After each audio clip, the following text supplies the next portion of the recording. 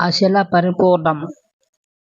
అసలు పరిపూర్ణము అంటే మనోవాక్కులతో వర్ణించుటకు వీలు కానిది, వాటికి అందనిది పరిపూర్ణము. ఇట్టి పరిపూర్ణతలో ఏదియూ పుట్టదు. పరిపూర్ణము కంటితో చూసినది కాదు, వినుటకు వీలు కానిది, స్పర్శకు అందనిది.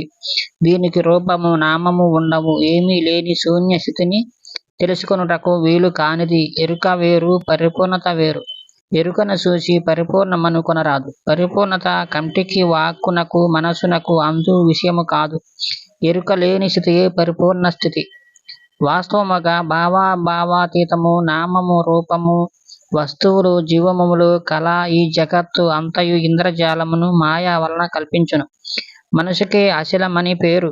శాశ్వతమైన ధ్యేయ వస్తువు అయిన ఆత్మయందు స్థిరంగా నిశ్చలంగా మనసును అచట నుండి చెలింపకుండినచో దానిని అచలము అందురు.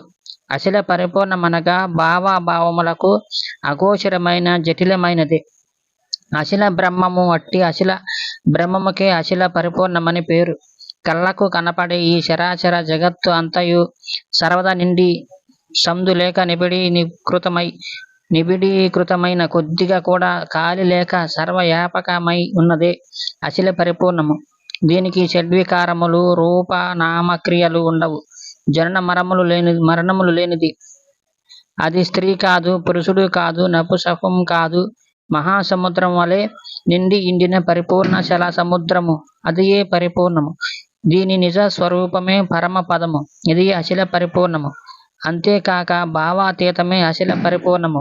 నిబిడీకృతమై నిండిన ఈ అచల పరిపూర్ణము ఇట్టిదని మరి ఇతరములు ఏమీ లేవని మనసున నిశ్చయించుకొని ఆరుడే జ్ఞాని అయి ఇండుటయే పరిపూర్ణమును దర్శించుట అని అర్థం. దానికే విశ్రాంతి మార్గము అని పేరు. అచల పరిపూర్ణత జనన మరణ రహితమైనది. అట్టి అచల పరిపూర్ణమును తెలుసుకొనిన వాడు జనన మరణ ప్రవాహం నుండి తొలగును. భావములకు కనబడినదే అచల బ్రహ్మము. దీనికి అచల పరిపూర్ణమందురు. మనకు కనబడు ఈ చరాచర ప్రపంచమంతయు నిండి నిబిడీకృతమై ఉంది. సూది గుర్చినంత సందులేక సర్వము తానుగా ఉన్నదే అచల పరిపూర్ణము.